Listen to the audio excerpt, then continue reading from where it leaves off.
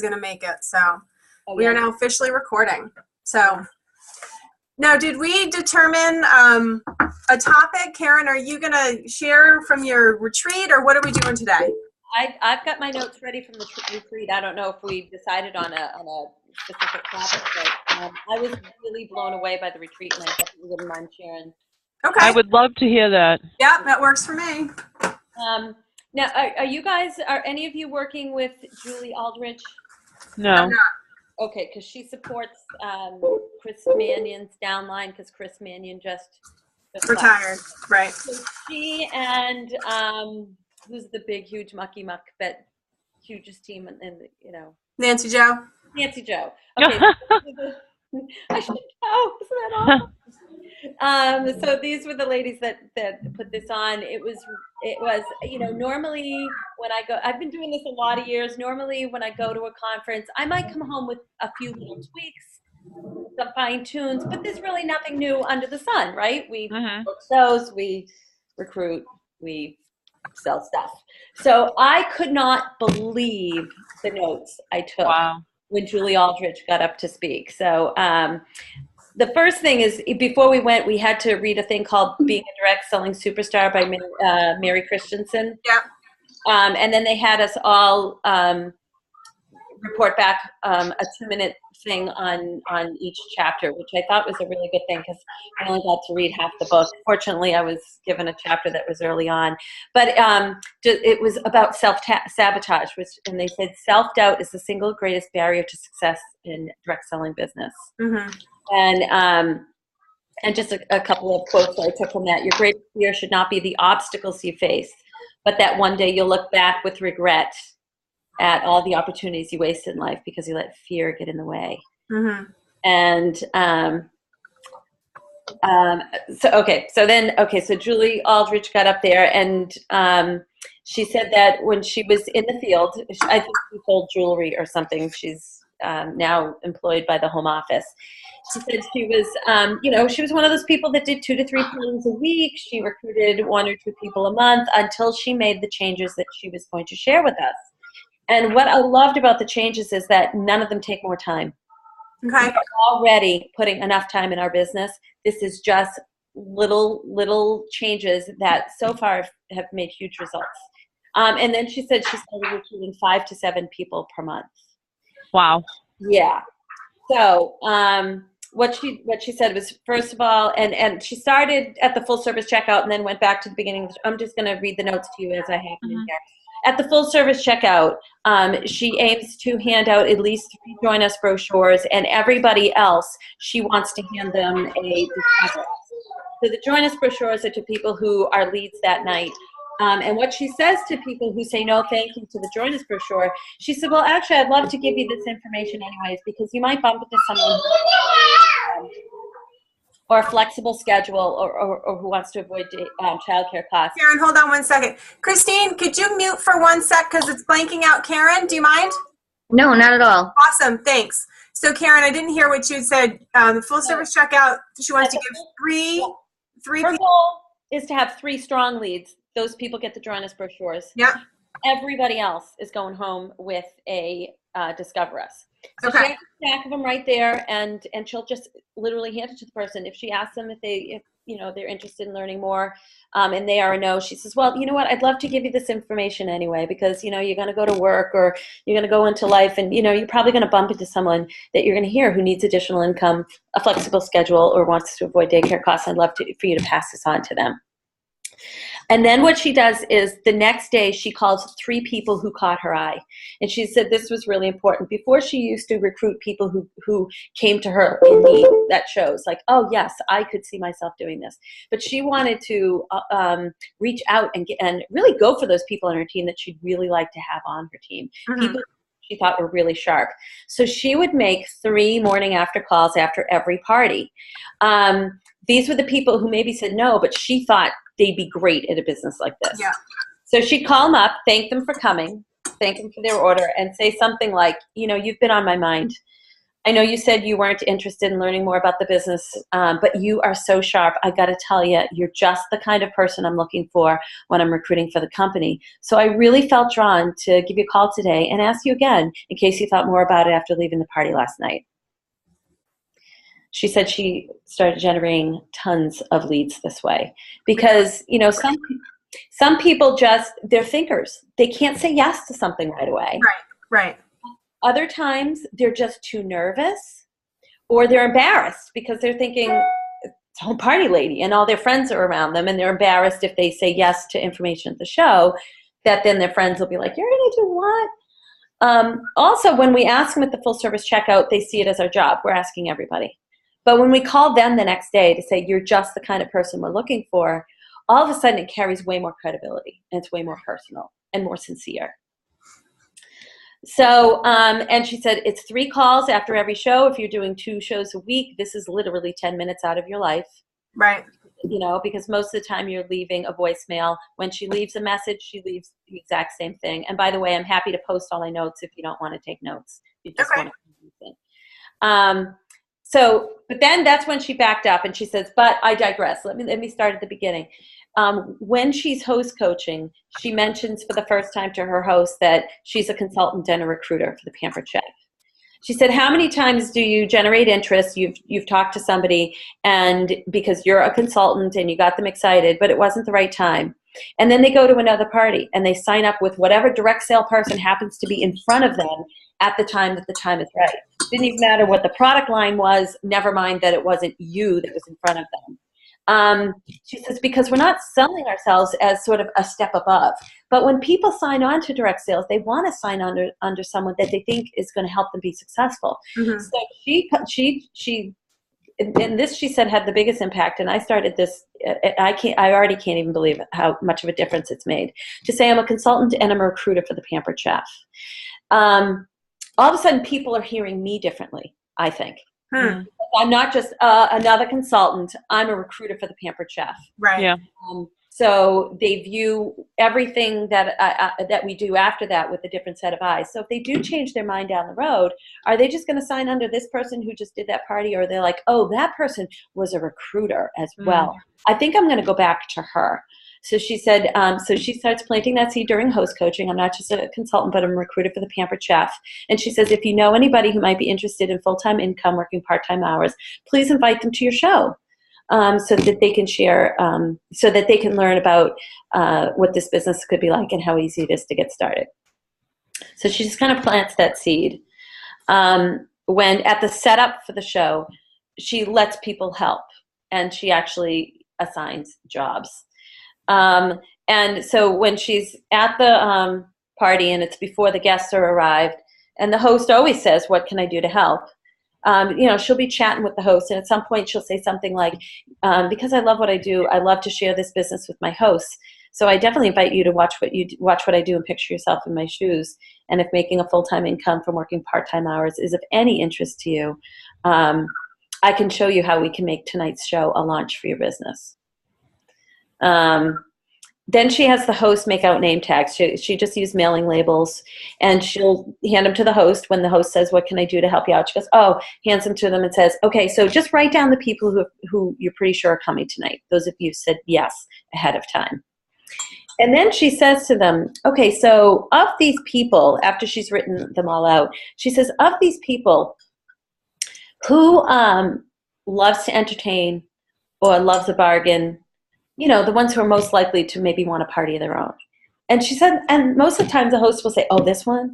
I mean, they'll just point him out. And all she does is put a little dot in the top left of their name tag. It doesn't mean anything to anybody but her, but it's just information. And she's not going to say, hey, the host thought you'd be, whatever. It's just for her. It's just information. Then she'll say, and is there anybody who needs additional income or flexible income? And then she puts a little dot or a tiny little check mark on the top right. And again, it's just information for her. She greets the guests, and she doesn't talk Pampered Chef before the party. She just, chats, kind of gets acquainted. She asks them how they know the host. She said, definitely start the show on time. And at the beginning of the party, she said before she would be hired by the home office, or when she got hired at the home office. First, she had to observe shows. Then she had to do shows. And they didn't just hand her shows. She had to fill her calendar and do a couple months worth of Pampered Chef parties. But she said when she went to view the parties that Pampered Chef gave her, and she said Pampered Chef sent her to people that they thought were very strong in the business. She said, oh my gosh, the intros, they just made her cringe. They were so long. She says, guys, they don't really care that much about you. So here's her show opening. You know, hi, my name is Julie Aldrich. I'm a consultant and a recruiter with the Pampered Chef. And then quick, why I joined, what I love, why I stay. So, you know, I joined the company, I'm Karen Batty. I'm a consultant and recruiter with the Pampered Chef. I joined the company many years ago when I was looking for a way to extend my maternity leave. I really only expected to do it for just a few months' time. But gosh, I had so much fun and found it so much more rewarding and profitable that I'm still here today, hopefully extending my maternity right through to when my kids graduate from college. So that's my new opening. Cool. Yeah, and then I'm here to actually offer you all 3 opportunities. First, number 1, have fun and check out the most innovative kitchen products on the market today. Number 2, you'll have the opportunity to learn about doing what Jackie here is doing, which is having a party of her own. How many of you came here because you're absolutely certain you were not going to have a party? Raise your hand. Great. Fantastic, because I find you guys are the first ones who book.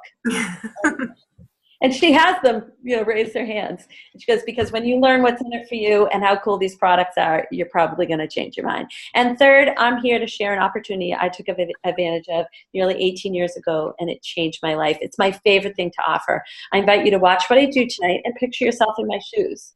If you'd like to be your own boss, set your own hours, make a full-time income from part-time hours, then this business could be for you. And I'll give you an opportunity after we're done preparing a recipe to ask me questions about my job. So while we're cooking, be thinking about what you might want to ask. And guess what? Someone's going to win a prize just for asking. Okay, let's go ahead and get cooking. Wow. Yeah, so that's the new opening. And like I said, I'll post all my notes. Can I ask you a quick question? She still goes around and has all the guests introduce themselves still, right? I don't know. She Okay. didn't talk about that. But I think they did that sort of warming up beforehand. I don't know though. Okay, just curious, because I don't like my story part is very short, but I do go around the room and do the whole introduction thing because not everybody knows each other, and I'm just curious if she's still doing that. So go ahead. Yeah, I didn't ask, so I'm not sure. That would be a really good question to ask her. Okay, then she says during the cooking part, it's really just about cooking, get their hands on the products, and have fun. She does a little bit of seed planting, but she said not a ton of it, because that is really the part that's just about the fun and get your hands on the products. After the recipe goes into the oven or the microwave, she takes out the survey slips. She hands them around the room at that point. And she tells them, now, you're not going to want to move ahead because I'm going to change the questions. And if you go ahead, you'll get it all wrong. And then she says all those people who are anal and all that and want to go ahead, they stop because I don't want to get it wrong. So then she says, okay, definitely fill out the top, put your name, she actually says, I don't really need your address, but I need a phone number or email address, talks about the email address being like the social security number in the Pampered Chef world. And then she says this, because I pride myself on customer service, I'll be calling you all in about a month to make sure you're enjoying your purchase and to see if you have any questions. I work 10 a.m. to 3 p.m., so please circle the number that is best to reach you at between those hours. When you're done with that section, please look up at me. So now they all dutifully fill it out, and then they look up. And I'm thinking to myself, I don't know if you guys have ever thought this, but I think, oh, well, customer care calls, those are nice, but, at my level, I just don't have the time. Well, shame on me, because I started telling everybody I was a consultant and a recruiter, and guess what happened? I am now recruiting up a storm. For me, I am one of those people, I recruit maybe one person a month, sometimes 2. I'm not a hotshot recruiter. Oh my gosh. Now I have all these recruit leads. I'm doing all these kickoff parties. I'm giving away all these bookings. And all of a sudden, even though I had filled my calendar, all of a sudden I'm like, I need more bookings. And really, she challenged me. She said, Karen, if you're doing 2 parties a week, maybe 3, then that's probably 30 to 50 calls in a week. That might be dialing the phone 5 to 10 times a day. You're going to get mostly voicemails. And even if you do talk to them, it's a 1 to 2 minute call. She says between her morning after calls and her month after calls, it's 15 minutes a day. Mm. And she said she developed customer loyalty. So when people changed their mind, they weren't like, who am I going to call? They were calling her. Why? Because she told them she was a director and a recruiter with the Pampered Chef, and they didn't just never hear from her again. Yeah. You know, they got, every single person got a personal call with either a voice message or they talked to her for a minute or two. Some of them even got a morning after call. Okay, so that's what she does for the top. Then they all look up and she does the recruiting slide. We timed her. It took her 46 seconds to go through the recruiting slide. And she does that because it kind of gives people an idea of what kind of questions they might want to ask. She takes 8 questions only, and she answers them very quickly. She said another thing when she went to view shows with Pampered Chef consultants is she says, oh, good, they're all doing a little ticket activity or somehow, a Q&A round. And she's like, this is great. Oh, good. They're asking questions. This is good information. Okay, this is too much information. Okay, this is way too much information. Okay, you had them, and now they're gone. They're overwhelmed. You lost them. She goes, the Q&A round is supposed to be just enough information to pique their interest. Right. It's just to be just a little nibble so that they are just dying to come and talk to you more. Right. And my thing was, I felt like I was generating many, many leads at my shows. I'm generating 2 to 3 good, solid leads at every show. But getting them on the phone afterwards to talk to me was where I was losing them. Once any of them that I got on the phone or over a cup of coffee, most of them signed. But I was losing them between the time they left the party and getting them back on the phone. And she says, well, Karen, they didn't need to talk to you. They got all the information they wanted right then and there. And so they didn't feel a desire or a need to talk to you. They just need to go home and think about it and think themselves right out of it. Right. Mm. So it's 8 quick questions. She said it's the reason why it's 8. And I'm like, okay, fine, I'll do 8. I'm going to follow you blindly.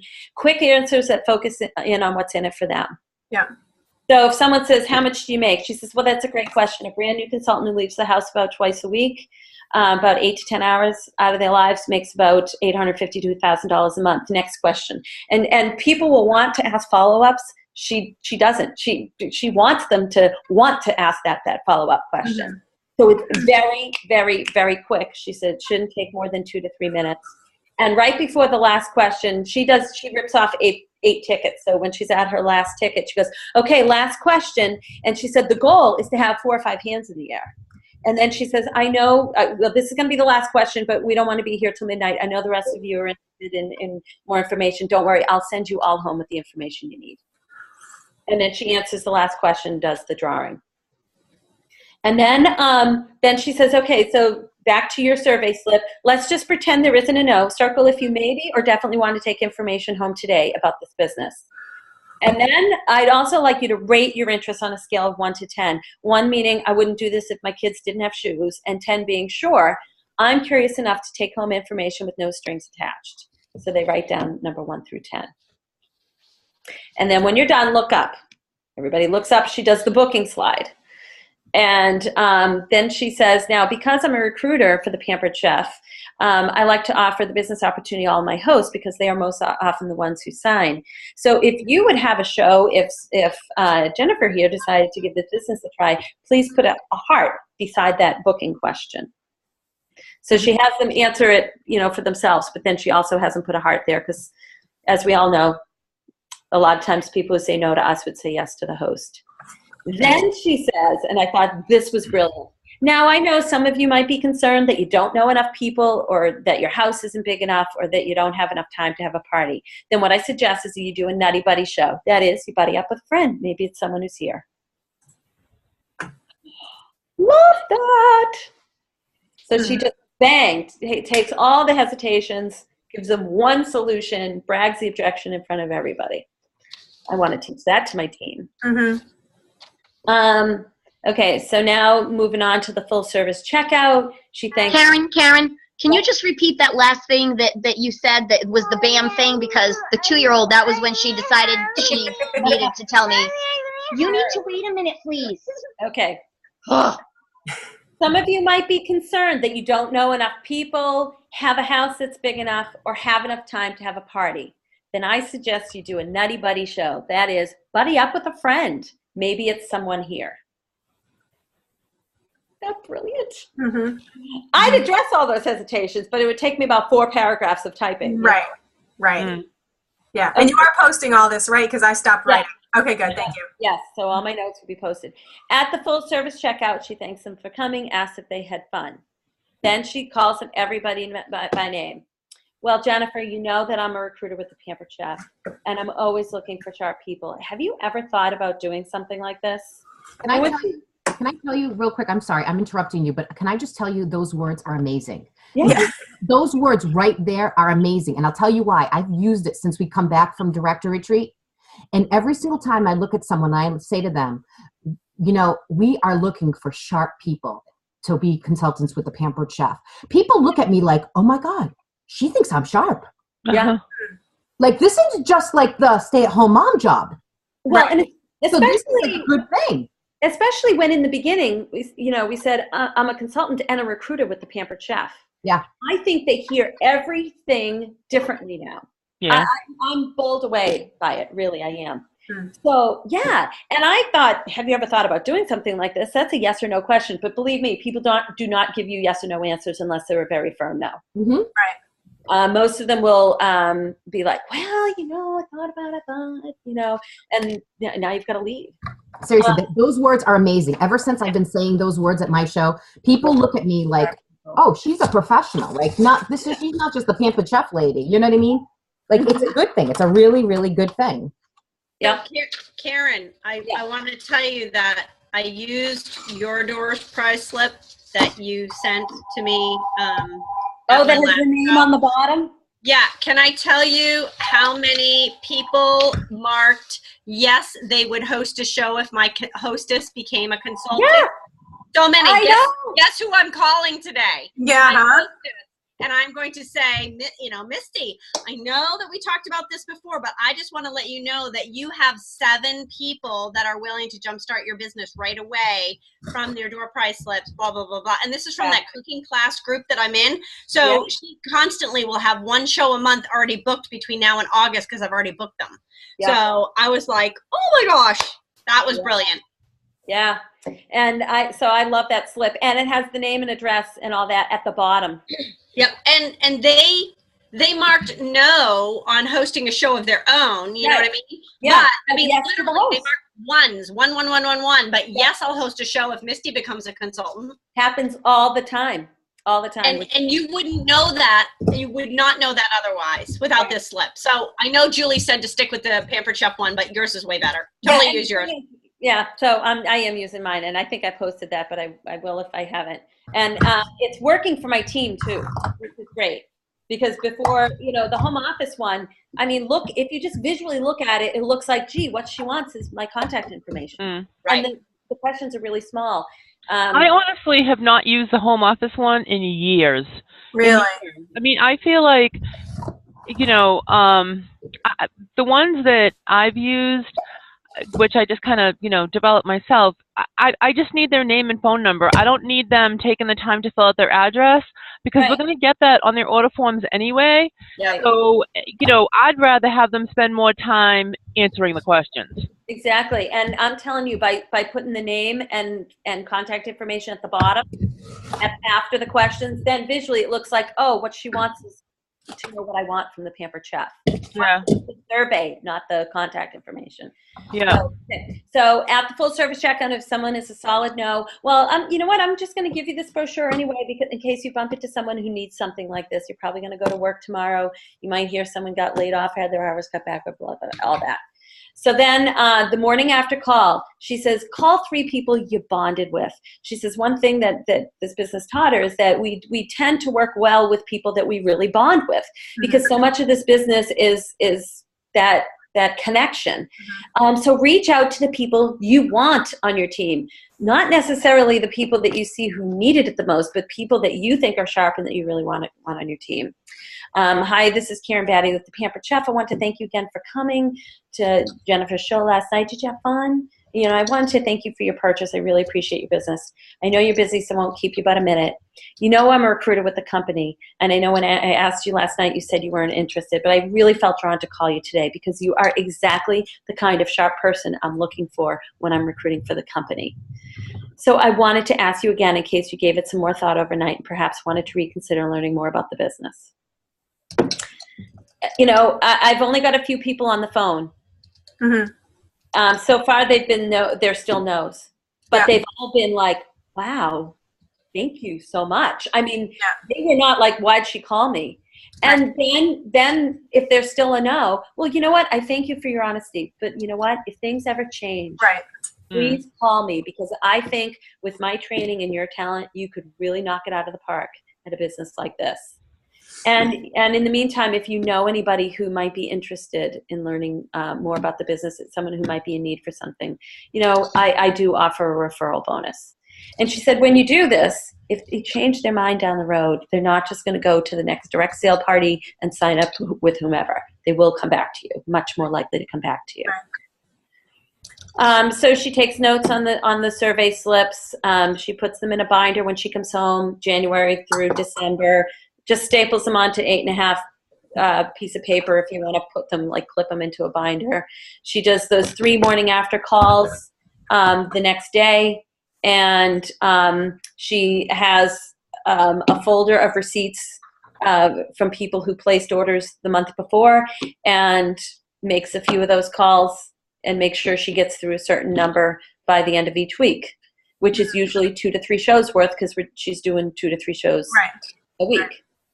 And literally, she says, that's 15 minutes out of your day, and it will change your life. I've been doing just a few calls a day. These were people who clearly said no at the show. I've booked a fundraiser. I've booked a catalog show. And there was one other person who said she had a friend who just got laid off, and she's going to contact me to see if she wants to talk to me further. And those follow-up calls really make a big difference. Susie said that she was making follow-up calls pretty regularly from her guests, and she just posted that she was calling guests from Friday night show, and she had an extra $225 in sales, and she joked, wow, 15 minutes worth of work and an extra $40 in commission. Yeah. You know? And that's not from the morning after calls. Those were actually after the month after calls. But, you know, if we do all of them, this was, so the month after call, hi, this is Karen Batty. I was just following up, like I said I would. I want to make sure you're enjoying the products that you got and see if you have any questions about them. And usually they, oh, I love them. And no, I don't really have any questions. Okay, great. Well, would you like to hear about 3 specials we're offering right now? They usually say yes if you get them on the phone. Okay, great. Well, first, do you know anybody who might be looking, whoops, I got to get this thing out of here. Oh, where'd my notes just go? Here they are. Do you know anybody who might be looking to earn a full-time income from part-time hours? Because we've got a great incentive going on with the free Rock Crock for people who give the business a try this month. Do you know anybody who might be interested in that? If they say no, then do you know of anybody who might be interested in earning free and discounted products by having a few friends over for a fun cooking show? Because this month, hosts get da-da-da-da-da as a bonus. So she's not asking them directly. Right. This is the same person who, when she moved her business, she gave herself 1 week to fill her calendar, and she walked from business to business, walked into businesses and said, you know, I'm a new consultant in the area. I'm looking to build my business. Do you know anybody who? She never asked them directly. If they're interested, they'll let you know. Yeah, I'd have a party. Right. But then she's asking, who do you know? So then if it's a no to that, well, is there anything you wanted to order at Jennifer's show that you didn't get? Because this month, when you place an order of such and such a size, you get a free blah, blah, blah, blah, blah. Oh, I actually got an order as well when I was making my calls just a few days ago. So, you know, if they blew their budget that night, now they're adding on. So I just started making these calls recently, and I already can't believe, you know, what an impact it's had. So 3 calls after each show, 5 to 10 calls, dials from people who placed an order a month ago. If you get a machine, leave the same message. As you would say. Okay, so now when it comes to recruiting, at the interview, so she didn't go over the interview, but after, let's say they say yes, she says, so what would you like to achieve your first month in business? And I asked that question, but I stopped there. So they'd say, oh, I just, kind of want to see what it's like. I don't really know. I just kind of want to get through a few shows. Well, that's great. What else would you like to achieve? Well, I think I'd also like to make some money too. Really? How much? Mm-hmm. Oh, great. Anything else you'd like to achieve your first month? Huh. Now they think a little bit more. So she really asks a lot of questions about what they'd like to do with that first month. And she shares with them the big picture right away. And the example she gave was, let's say she picked out someone and said, what did you do outside of Pampered Chef? And she's like, I don't know, a legal secretary or something. And say, okay, so let's say you were looking for a job and you went to interview for something that was just a couple days a week. And after they interviewed you, they said, yeah, you definitely got the job, but I'd really like to tell you about what else is available. If this really works out well for you and for us, we'd like to tell you about what else is available through this company. And they talked about, full-time opportunities, travel, stock options, and all this. What would you think? And she says, I would think that would be pretty cool, and I'd probably go home and tell my husband about it. Mm-hmm. Well, we need to do the same thing. So she talks about, planting the seed for something bigger. I want to share with you the big picture of what could be available to you if you decide to put in a little extra effort and promote to the management level. I could offer you bonuses at that level. And when you do promote, Pampered Chef takes most managers and spouses on all expense paid vacations.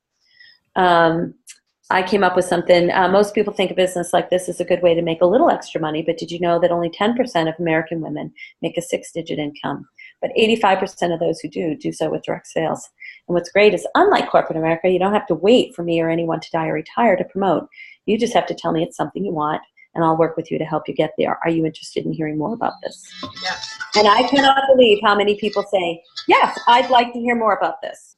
Yeah. At the interview, when they just told me 2 seconds ago, I just want to kind of put my toe in the water and get through my parties. Now they're like, yes, tell me more about that. Yeah. Yep. So, okay. I liked her asking them what else. I did that with my first new recruit. And she started with, well, I just want to pay back the kit. And then I was like, well, what else? And she's like, well, I really could use helping my husband with some income. And I'm like, what else? I was like, if that was paid for. She's like, I'd really like to be able to make my car insurance payment. I said, all right, let's say we get that covered and your kit's paid off. What else? She's like, well, maybe my car payment. I was like, what else? I'm like, and then she used that one about what is a family dream that you guys have? I was just going to say that. I started asking that, and that is such a huge eye-opener. I love asking that question. Yeah, so I asked that, and she said, I would love to buy a house. Mm-hmm. There's a real dream. Yeah. A house. Yeah. So I was like, wow, that worked pretty easily. Mm-hmm. What else? Family dream you have. I didn't hear that one. I don't know how I missed that. Okay. Maybe that was Julie and I that talked about that. Maybe yeah, that's from Mary Christensen's other book, Be a Recruiting Superstar. Oh, okay. That's probably the second half of the book that I didn't get to yet. There you go. Okay. So now, Karen, tip your screen down a little bit. We see from your chin up. Yeah. There you go. Yeah. Perfect. Okay, I have my notes in front of me, so I can't see any of you. So sorry about that. Okay. Okay. So at the interview, she positions that first month as the training period, and during which time she says, so a couple things we need to do. And the training period is shows in 3 weeks. And she'll ask them, have you ever had a job before? They usually say yes. And was there a training period involved? They say yes. And she goes, well, your first month is going to be your training period. So we need to schedule your grand opening show in the next 7 to 10 days. By the way, she has them order their kit. So they are consultants. When she does their show 7 to 10 days later, she submits it as her show. She gets paid for it as the consultant. That consultant is a host. I didn't think we could do that. I said, no, Julie, that's against the rules. She's like, no, it's not. And then she went and like talked to whoever and got back to me. No, it's not. But how do you enter it into the web? Because when you enter the consultant their name, it'll say consultant acting as host, like automatically. So I guess you have to put in put in their phone number instead of their email address, or put it under their husband's name. I don't know, but she always got paid for her grand opening shows. I did 4 grand opening shows this month. I didn't get paid for any of them. It's killing me. My own personal sales are in the toilet now because for these. Which is not duplicatable for our team who doesn't have the show schedules that we have. So that was the biggest aha for me, because I give away my grand opening shows too. And Julie looked at me and she said, the reason your team is not recruiting is they cannot afford to give away those commissions. And I was like, you're right. Yeah. And when I was only recruiting 1, maybe 2 people a month, you know, then it was okay. But you know, if you start doing this, you start generating all these leads. It's like, yeah, what am I going to do? You gotta get paid for your work. Our time is valuable no matter what. Yeah. Yep. So, and she said nobody ever expected her to show up and not get paid.